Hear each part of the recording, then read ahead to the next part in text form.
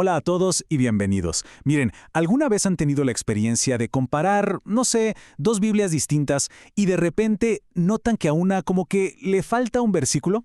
Bueno, si les ha pasado, no son los únicos. Hoy, precisamente, nos vamos a meter de lleno en este fascinante rompecabezas textual.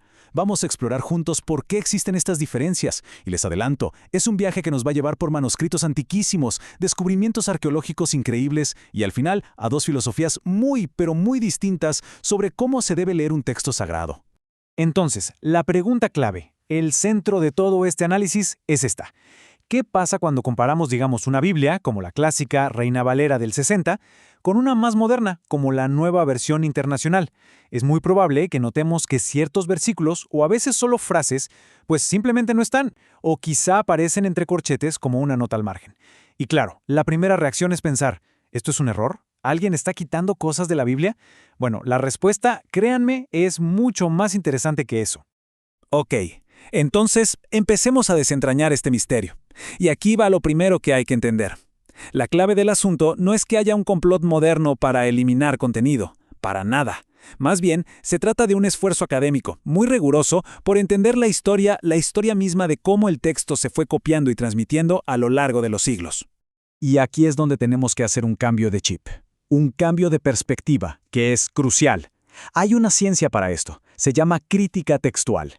Y esta disciplina, que estudia los manuscritos antiguos, no se pregunta, oye, ¿qué quitaron? No, la pregunta fundamental es otra.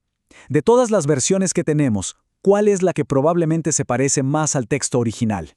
Y claro, este enfoque nos obliga a considerar algo fascinante, que algunos pasajes que conocemos muy bien podrían ser en realidad adiciones posteriores, ojo, hechas casi siempre por escribas con las mejores intenciones.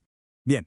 Para poder entender todo esto, tenemos que conocer a los dos protagonistas de esta historia, a las dos, llamémoslas familias principales de manuscritos griegos del Nuevo Testamento.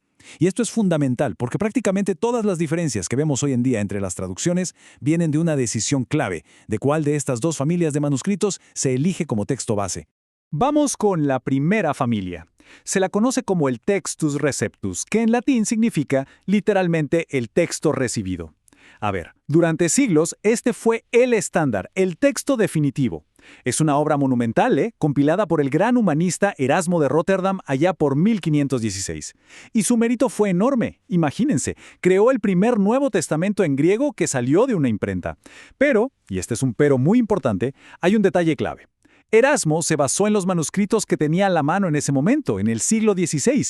Eran muy poquitos y además eran copias de la Baja Edad Media. O sea, ya estaban muy lejos en el tiempo de los escritos originales.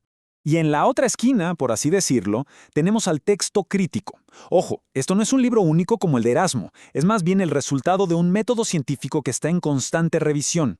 ¿Qué hace? Compara miles, literalmente miles de manuscritos. Y esto ha sido posible gracias a descubrimientos que fueron, espectaculares, como los que hizo un erudito alemán llamado Constantin von Tischendorf en el siglo XIX. Gracias a él y a otros como él, hoy tenemos acceso a copias muchísimo más antiguas, que nos transportan cientos de años más cerca de la época en que se escribieron los originales. Entonces uno se pregunta, ¿y cómo funciona esta ciencia exactamente? ¿Cómo deciden? Bueno, el método del texto crítico opera bajo unos principios muy lógicos, muy bien establecidos, para intentar determinar, de entre todas las variantes, cuál es la versión de un texto que tiene más probabilidades de ser la original. El principio que lo guía todo es en realidad bastante simple, pero es muy poderoso. Por lo general, lo más antiguo es lo mejor. La lógica detrás de esto es que un manuscrito que está más cerca en el tiempo de los apóstoles, pues tiene menos chance de haber acumulado errores de copia o esas adiciones bien intencionadas de los escribas que se fueron acumulando siglo tras siglo. Y miren, esta línea de tiempo lo deja clarísimo. Si nos fijamos a la izquierda, en el siglo I, ahí tenemos la era de los autores originales, ¿no? Los apóstoles. Bueno, apenas un poquito después, entre los siglos II y IV, de ahí es de donde vienen las fuentes más antiguas que usa el texto crítico. Ahora, comparen eso con lo que está a la derecha. Las fuentes del Textus Receptus datan de los siglos XII al XV. Estamos hablando de más de 1000 años de diferencia. Es un salto en el tiempo, es que es enorme, y eso, claro, explica muchísimas de las variantes que encontramos. Pero no es solo la antigüedad, también es la cantidad. Pensemos en esto. Erasmo trabajó con menos de una docena de manuscritos para armar su Textus Receptus. En cambio, el texto crítico se construye sobre una base de evidencia que es, francamente, abrumadora. Hablamos de más de 5.800 manuscritos y fragmentos griegos. La base de evidencia es exponencialmente mayor. No hay comparación. A ver, para ponerlo en limpio, lo que tenemos aquí son dos enfoques muy distintos. Por un lado, el Textus Receptus valora la tradición de la Iglesia, y de hecho presenta un texto que a menudo se siente más pulido, más fácil de leer. ¿Por qué? Porque los copistas con el tiempo tendían a suavizar frases que sonaban raras o difíciles. Por otro lado, el texto crítico lo que valora es la recuperación histórica. Se basa en miles de manuscritos muchísimo más antiguos, y esto a veces nos da un texto que puede parecer más abrupto o incluso gramaticalmente más torpe. Pero claro, probablemente sea más auténtico, más cercano al original. Perfecto. Ya basta de teoría, ¿no? Vamos a la práctica. Veamos ahora cómo estas diferencias se ven en la vida real, en versículos concretos que a lo mejor han pasado desapercibidos al leer. A ver, primer caso, Mateo 18, versículo 11. Si uno toma una Reina Valera que se basa en el Textus Receptus, ahí está, clarito, porque el Hijo del Hombre ha venido para salvar lo que se había perdido.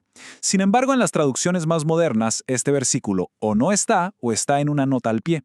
La razón, pues porque simplemente no aparece en los manuscritos más antiguos y confiables. Fíjense qué interesante, la frase es casi una copia exacta de lo que dice Lucas 19:10.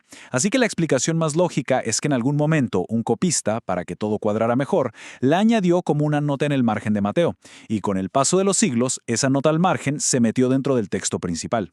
Ahora, vamos a un caso que tiene implicaciones teológicas bien importantes. Primera de Timoteo 3:16. El Textus Receptus dice, de forma muy explícita, Dios fue manifestado en carne.